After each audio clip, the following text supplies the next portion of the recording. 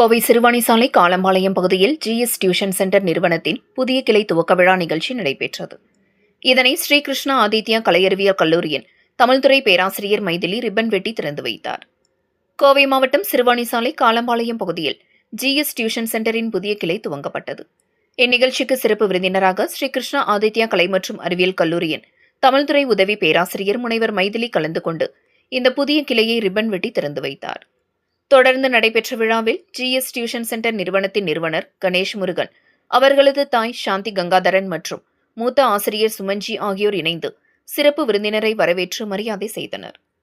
தொடர்ந்து மாணவர்கள் மத்தியில் பேசிய தமிழ்துறை பேராசிரியர் மைதிலி கூறியதாவது: மாணவர்கள் உயர்ந்த இலக்குகளை நிர்ணயித்து கடினமாக உழைத்தால் வாழ்க்கையில் வெற்றி பெற முடியும் என்பதையும், கல்வியின் முக்கியத்துவம் மற்றும் ஒழுக்கத்தின் அவசியம் பற்றியும் மாணவர்களுக்கு பயனுள்ள அறிவுரைகள் மற்றும் வழிகாட்டுதல்களை வழங்கினார்.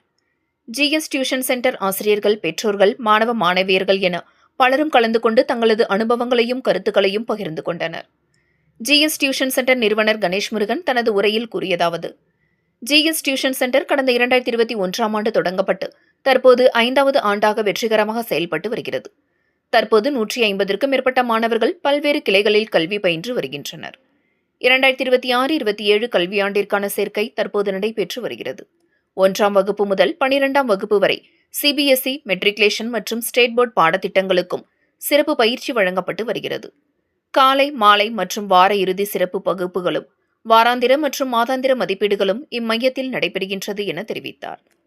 தொடர்ச்சியாக மாணவர்களின் பல்வேறு கலாச்சார நிகழ்ச்சிகள் நடைபெற்றதுடன் மாணவ மாணவிகளின் நடன நிகழ்ச்சிகளும் நடைபெற்று விழா நிறைவு பெற்றது.